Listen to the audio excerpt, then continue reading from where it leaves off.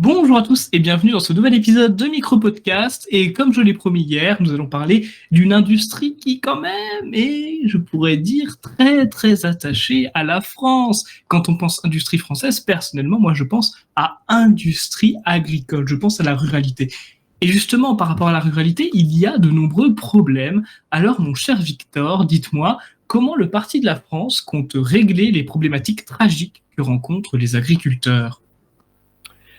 Bonjour mon cher Alexandre. Alors hier nous parlions de l'industrie au sens large, de l'industrie de production secondaire, de l'industrie lourde, métallurgique notamment, de l'imaginaire de l'ouvrier tel qu'on le voit dans l'imagerie d'Épinal, mais à présent nous allons nous pencher effectivement davantage sur l'industrie agricole, car en parlant d'imagerie d'Épinal, il n'y a pas vraiment d'imagerie d'Épinal en France sans l'image de l'agriculteur.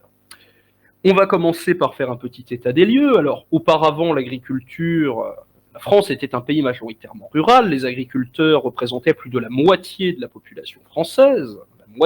Un Français sur deux était, d'une façon ou d'une autre, attaché au monde agricole.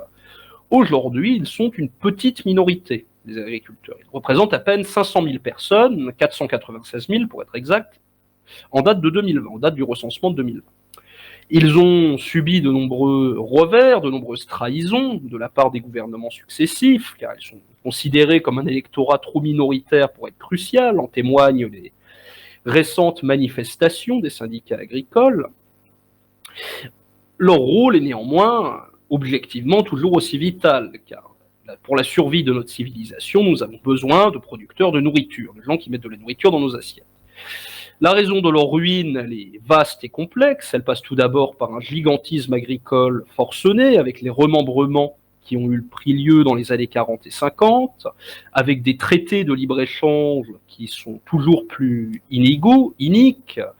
On voyait lors des grèves des agriculteurs qui se plaignaient des différents traités de libre-échange qui passaient jour après jour, avec des pays qui avaient des capacités de production bien supérieures aux capacités françaises, et également du lobbyisme au niveau européen, avec le poids de grandes multinationales de l'agroalimentaire, ainsi qu'une charge fiscale toujours plus grande, qui ont terminé de mettre à genoux tous ces paysans, ces agriculteurs qui produisent la nourriture nécessaire à notre survie. Cette ingratitude donc de l'État, elle a de lourdes conséquences. Il y a près d'un suicide tous les 2 jours au sein de la profession agricole, près de 200 exploitations agricoles qui disparaissent chaque semaine, et 20% des agriculteurs qui vivent sous le seuil de pauvreté. Au Parti de la France, nous voulons sortir de cette paupérisation sans fin et créer des conditions favorables pour redynamiser ce secteur en préservant notre acquis ainsi que nos standards de qualité auxquels nous sommes attachés. Nous voulons instaurer une préférence nationale dans le domaine agricole, en mettant fin à l'ensemble des traités de libre-échange impliquant des pays ne respectant pas les clauses miroirs, les mêmes normes que la France, afin de sortir de cette concurrence déloyale. Nous voulons étendre la loi Egalim, qui garantit un certain pourcentage de commandes dans le secteur public, près de 50% à l'heure actuelle. Nous voulons atteindre les 100% de produits français dans la restauration collective publique, les cantines des lycées, des écoles, etc., ainsi qu'imposer des quotas minimums de produits français dans la restauration privée. Nous voulons également faciliter le travail des agriculteurs en levant l'ensemble des restrictions sur la commercialisation par exemple, des semences paysannes libres, qu'ils ne soient plus dépendants de semences non reproductibles commercialisées par des grandes multinationales telles que Monsanto. Nous voulons faciliter autant que possible la vente de denrées agricoles directement par les exploitants eux-mêmes aux consommateurs, en limitant le nombre d'intermédiaires, notamment les différentes coopératives et collectives agricoles. Nous voulons lever les interdictions sur les produits phytosanitaires non substituables, supprimer les droits de succession pour les exploitations agricoles afin de favoriser la transmission au sein d'une même famille, d'un même milieu social, afin qu'il soit plus facile pour le père de transmettre son exploitation à ses enfants, que cela ne fasse pas l'objet d'une énième taxation étatique.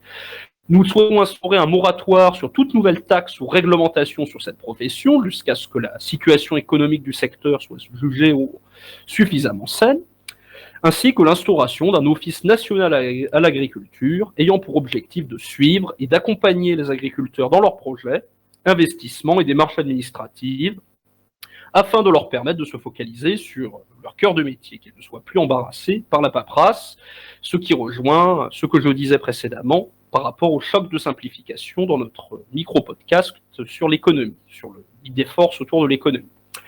Enfin, une énième idée qui pourrait être intéressante, que nous proposons au Parti de la France, c'est une exonération totale d'impôts pour les exploitations agricoles nouvellement créées ou reprises sur les 2 premières années d'activité, afin qu'il leur soit possible de mesurer la rentabilité de leur entreprise. Enfin, nous voulons préserver la qualité de nos produits, évidemment, en affirmant l'interdiction des OGM et semences non reproductibles, ainsi que faciliter les démarches de certification biologique afin de favoriser la transition des petites exploitations.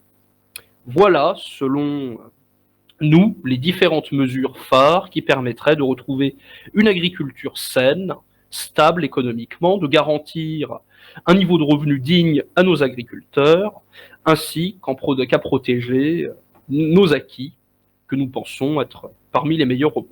Merci de votre écoute. Merci beaucoup Victor, et moi je vous dis rendez-vous à demain pour un nouvel épisode de Micro Podcast.